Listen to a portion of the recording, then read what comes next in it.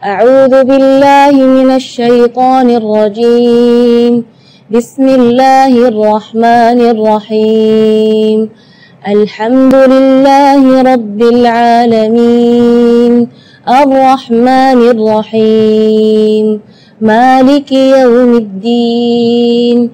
Iyyaka na'budu wa iyyaka nasta'in. Ihdinas siratal mustaqim. Siratal ladzina an'amta 'alaihim ghairil maghdubi 'alaihim waladdallin. Amin. Kita mulai dari ayat pertama, mungkin dari basmalah dulu ya. Bismillahirrahmanirrahim. Dalam basmalah tersebut yang perlu kita perhatikan adalah mad-madnya. Jadi secara umum mad itu, mad tabi'i itu 2 harakat. Jadi kita tidak boleh lebih dari itu. Contoh misalnya Bismillahirrahmanirrahim. Ini nada ini atau irama ini yang sudah familiar di Indonesia, justru di situ ada kesalahan. Kesalahannya di mana? Berlebihan dari segi madnya. Jadi bismillah itu kepanjangan. Ar-Rahman, Ar-Rahim. Itu Ar-Rahman terus bismillah juga di situ terlalu panjang. Seharusnya Bismillahirrahmanirrahim. Jadi dua harakat. Lanjut ke ayat pertama, Alhamdulillahirabbil alamin. Di ayat yang pertama ini huruf yang sukun seharusnya tidak kita berikan qalqalah. Misalnya alhamdu, jangan ala. Nah di situ seringkali huruf-huruf yang seharusnya sukun yang tidak ada qalqalahnya malah diberi qalqalah atau dipaksa untuk dia memberi harakat. Jadi alhamdu. Contoh juga di ayat nanti yang ana siratal ladzina an'amta. Itu sering kali huruf-huruf lam, nun atau ama ya. Itu tidak boleh menggetarkan atau diberi qalqalah karena huruf qalqalah ada 5, qaf, ta, ba, jim, dal. Ya, selain 5 huruf tersebut maka tidak boleh kita qalqalah ya. Jadi alhamdulillahi rabbil alamin. Terus ayat berikutnya Ar-Rahmanir Rahim, sama seperti surat di basmalah tadi, tidak boleh lebih madnya dari 2 harakat. Ar-Rahmanir Rahim itu tidak boleh. Ar-Rahmanir Rahim.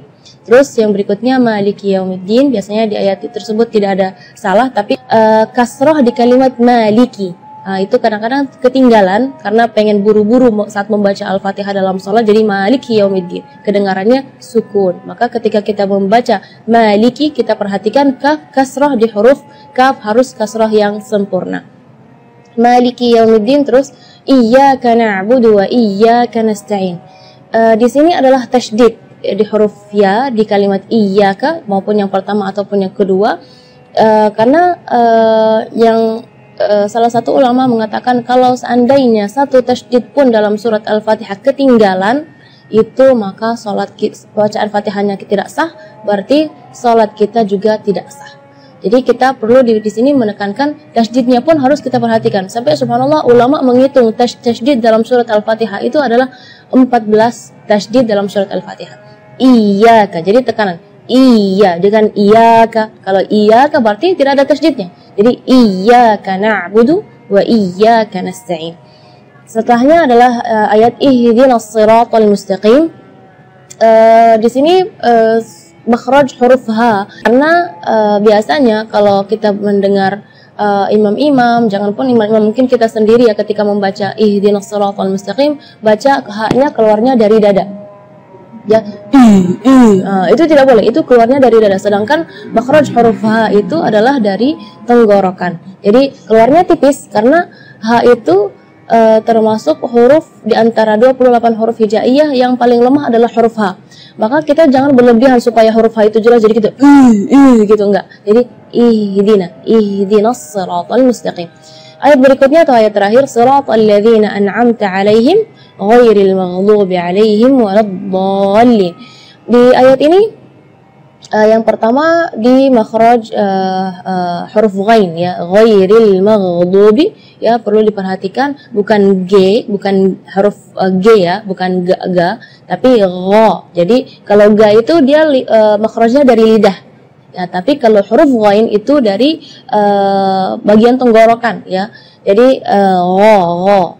Dan huruf ghain ini memang termasuk huruf yang tidak ada dalam bahasa Indonesia, jadi harus melafalan huruf ghainnya lebih bagus.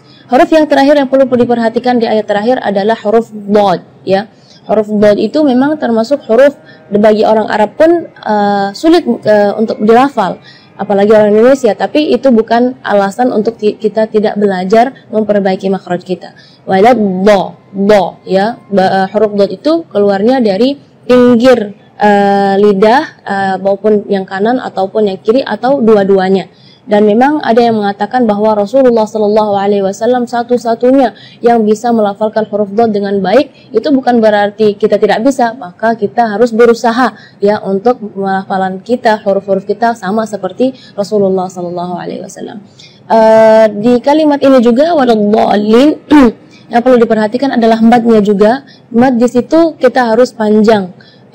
Membacanya 6 harakat karena di situ hukumnya mad lazim kalimi mutsaqqal, jadi membacanya waladhdallin harakat 6 harakat. Terus setelah waladhdallin di situ ada huruf lam yang ada di atasnya ada tasydid. Itu seringkali ketinggalan waladhdallin. Nah, itu berarti tidak ada tasydidnya. Waladhdallin. Amin. Mudah-mudahan dengan penjelasan yang singkat ini bisa memperbaiki bacaan-bacaan dan insya Allah kedepannya bisa lebih bagus lagi untuk bukan hanya untuk diri kita tapi untuk mengajar anak-anak kita supaya baca Fatihahnya lebih baik.